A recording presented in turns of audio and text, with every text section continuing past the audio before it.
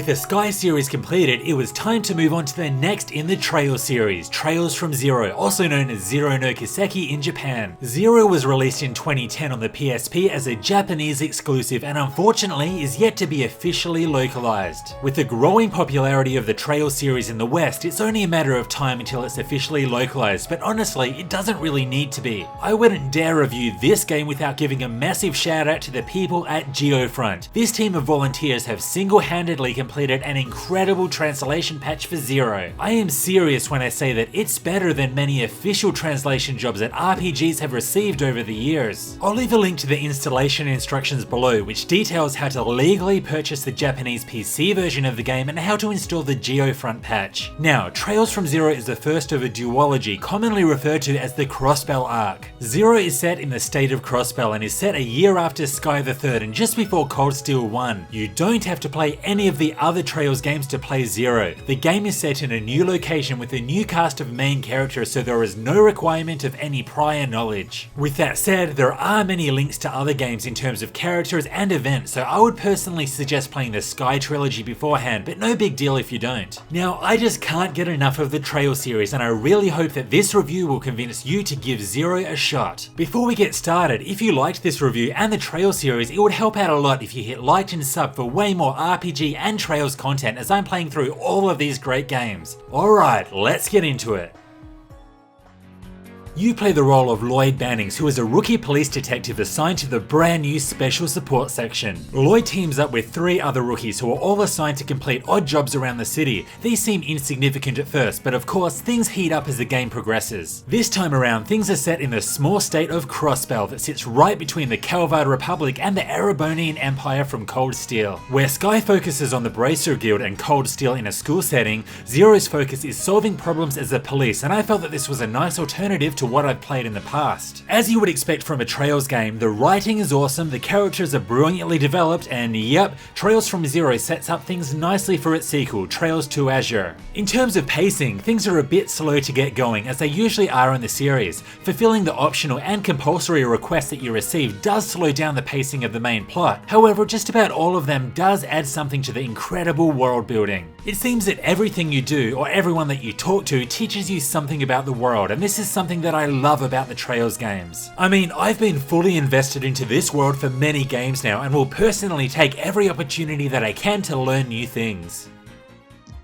The main cast of characters are completely new to the series and are generally very well developed. The group dynamics here work well, and I constantly felt the need to know even more about their complex histories, which is something that is further expanded on in the sequel. Zero also features a great supporting cast too, such as the super powerful Bracer Arios and the mysterious assassin Zin. Several characters from the Sky trilogy also make an appearance, with some of their arcs being either resolved or expanded on. Even though they don't play a significant role in the story, it was great to see them all there. One of my favourite things about this series is seeing past characters turn up in some way, shape or form, and Zero does this very well. The only thing I was really disappointed about as far as the plot goes was the main antagonist, who has by far been the worst in the entire series. I just never really took any interest in this character, and at the end of the game I was just left feeling a little underwhelmed, particularly since all of the other Trails games have such a strong finish with a great antagonist.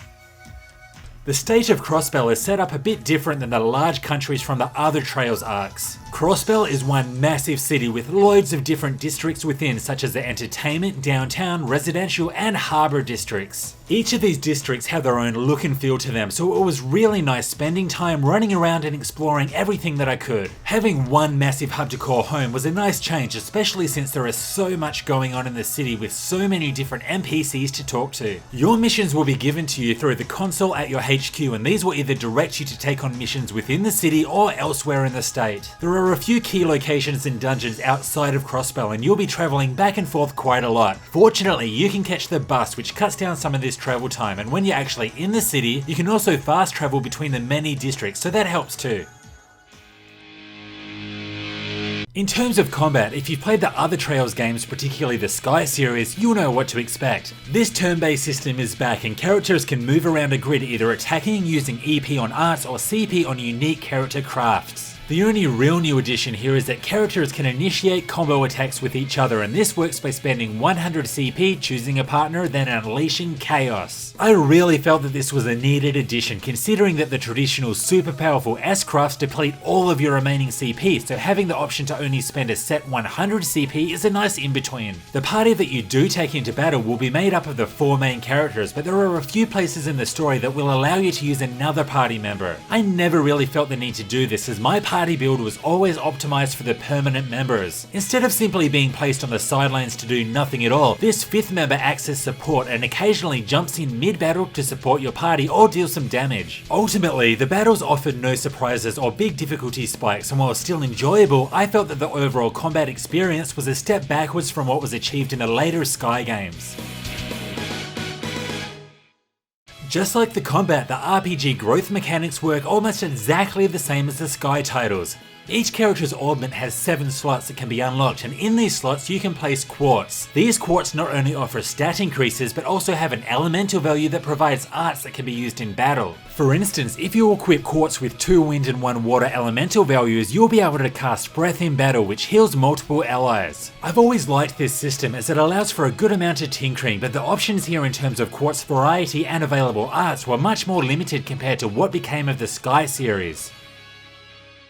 生きてるその意味を探し続けるそれが生きることさきっと Given the recent popularity of the Trails series, I'm surprised that nothing has officially been done to localize the crossbow duology yet. To be fair, it doesn't really matter since the legends over at GeoFront have done a better job than what could probably officially be done anyway. The issue is of course that many people who may be interested may not go out of the way to play this title, which is a huge shame because Trails from Zero is a must play if you want to experience the entire series for all it has to offer. Zero holds the same strengths as you would expect from a Trails game. The story is well written, the characters are great, and the world building is insanely good. While the mechanics aren't as deep as the other Trails games, they still offer more than enough to keep things interesting. Zero is an incredibly well-rounded game, and the only thing that I was perhaps underwhelmed with was the lackluster antagonist, who was nowhere near as interesting or as epic as I would have liked.